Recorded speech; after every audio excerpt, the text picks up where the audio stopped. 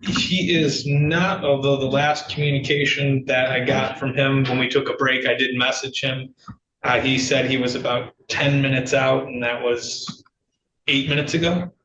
So perhaps if we address Mr. Rogers, Mr. O'Neill will be here. Okay, Mr. Rogers, if you want to come up to the podium here, please.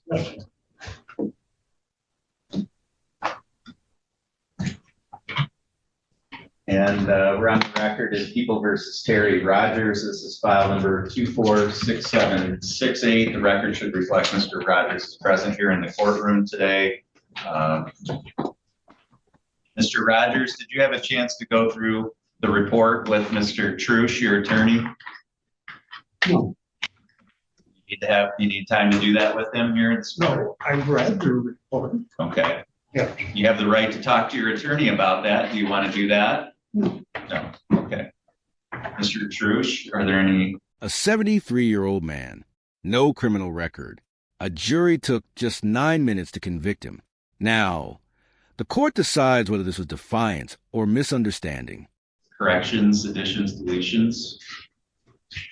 No, Your Honor. Are there any challenges to the scoring? No, Your Honor. Mr. Rolla, do the people have any additions, deletions, or corrections? No, Your Honor. Any challenges to the scoring? No, Your Honor. Anything on behalf of the people for allocution? Yes, Your Honor. This is a situation the court was here. This is a case where after the facts were presented, the jury took all 9 minutes to find the defendant guilty. It's a first felony situation, but not only was it completely offensive and obstructive police officers, but actually in this case probably trying to help him because he had a piece of something hanging underneath his vehicle. And they wanted to make sure he could drive home safely, but for reasons that he only knows, he chose not to do that which the law requires him to do. In this particular case, there's a recommendation of fines and costs only. People understand that under the new Criminal Justice Reforms Acts, there's a presumption of no jail.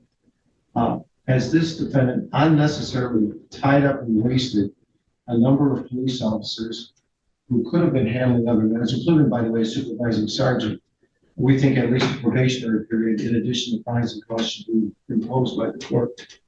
Perhaps to do otherwise sends the wrong message both to the public and to law enforcement. Thank you, Your Honor. Thank you, Mr. Trush. Your Honor, Mr. Rogers has indicated to me that he intends to appeal his conviction. I guess what I would indicate to the court is, the sort of objective background here, I don't think supports anything other than what the recommendation is. That is to say, Mr. Rogers, 73 years old, has not had any interaction with law enforcement prior to this. Again, I think he disagrees about what his obligations are, whether or not he's required to identify himself in that situation under the law. He's entitled to that position. I think the jury made the finding that they did. I don't think that this is a situation where there was any sort of violence or anything like that. When the police wanted to arrest him, he willingly got out of the car, willingly put his hands together and was arrested. I don't think this is the type of situation that warrants anything more than fines and costs. Thank you. Thank you. Anything you wanted to say today, sir? Well, yes. I explained to the officers that I would take care of it, and being an expert, and they went from unsecured load to that I committed a crime leaving the scene of an accident. And there was no accident, sir. And as the district attorney said, they asked me 14 times and they did not. And they asked me for my insurance and my registration, and they never did, sir. And both police officers lied here on stand. And you heard it. One officer said they took my wallet off of me, and the other officer said they took it out of my center console. Who is the crooks here? Who is lying? It's certainly not me. And by not showing my ID, because these people are saying I committed a crime by the streets tearing up my car. And I examined it, and there was no danger to anybody at all.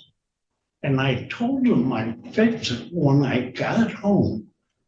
And they went from unsecured load to I'm a criminal for leaving in the scene of an accident. Is ridiculous. And that's why I'm standing my ground. Because this whole thing is nonsense. And I'm not a criminal. And I would never leave the scene of an accident. I have no record. I've not been in trouble. And this whole thing is a farce. And that's what I think. And that's why I'm standing my ground. And I'm sorry for this whole thing. But I just can't abide by this, sir. I just can't. Okay. All right, I read through the report. Yes, I presided over the trial, so I saw all the evidence. yes. And I'm familiar with your background and your circumstances based on the information in the report. And you're right, there's a lot of things that you have going for you here. You've never been in trouble before.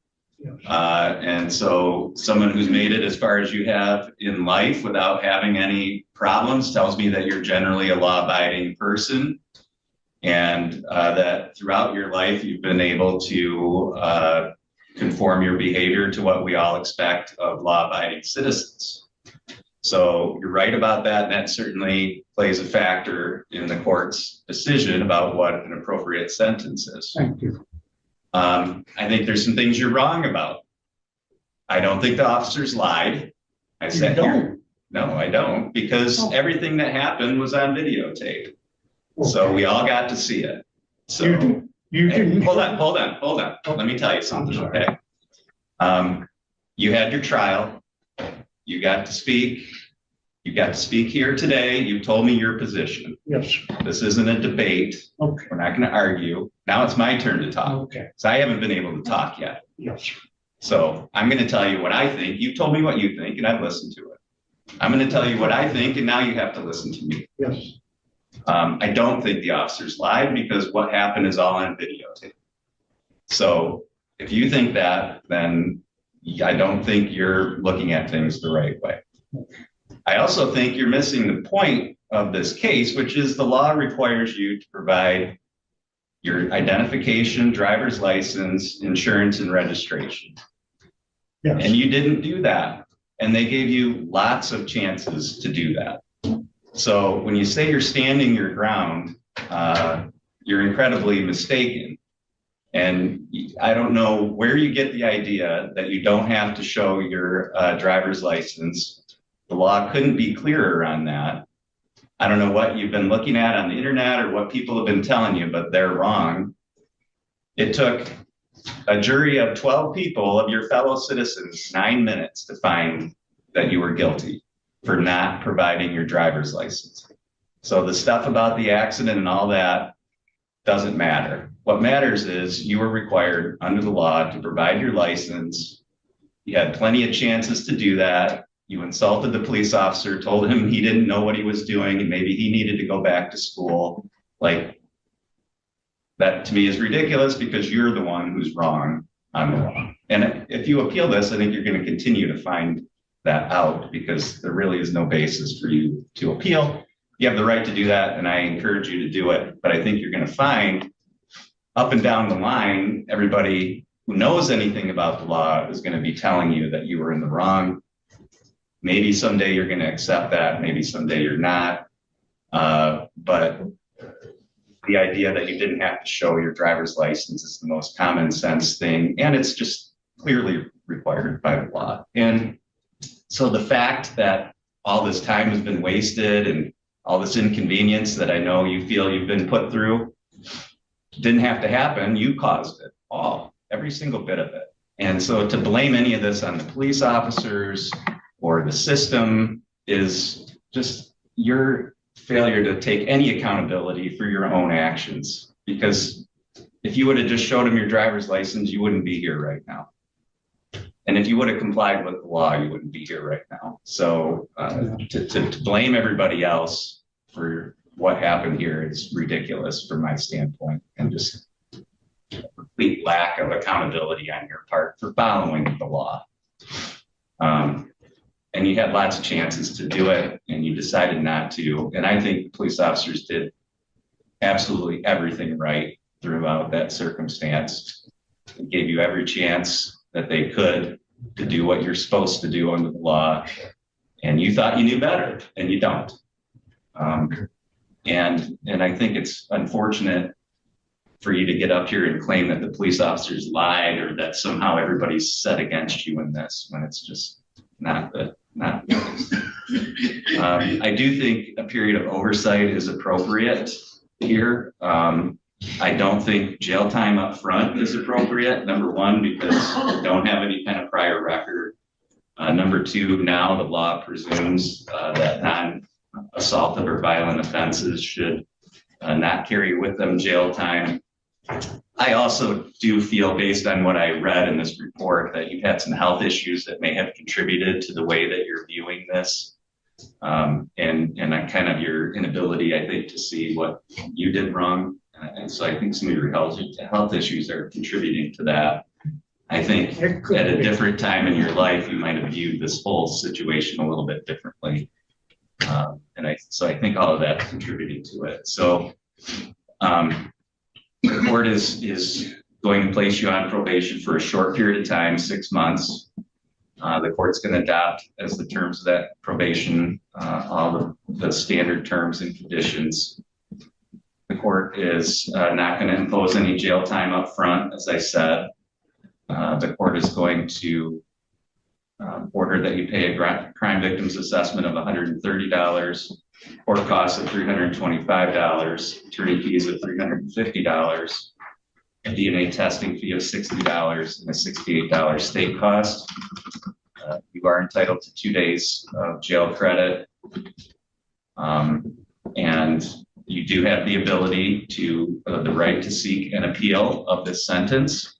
And Mr. Trush, have you provided those rights to Mr.? I have. I'm tendering the acknowledged copy. So Mr. Rogers, those papers explain to you how to seek an appeal and how to request an attorney to help you with that. Ms. Davis, do you need anything else from me in terms of the conditions of the probation? I don't think so. No. Okay, so we're just going to ask you to meet with Ms. Davis here right after court, and she's going to help you with the terms of your probation. Okay. Mr. Roll, anything else that we need to address? Is the court imposing an oversight fee? Oh, I'm sorry. Yeah, Ms. Davis, if you can include that as well. Thank you. Nothing further. Mr. Trush. Nothing further. All right, thank you. That's all for today. Good luck to you going forward, Mr. Rogers. Thank you, sir. This case wasn't about age, intent, or opinion. It was about one simple rule. The law applies to everyone. Accountability isn't optional. And standing your ground doesn't change the facts.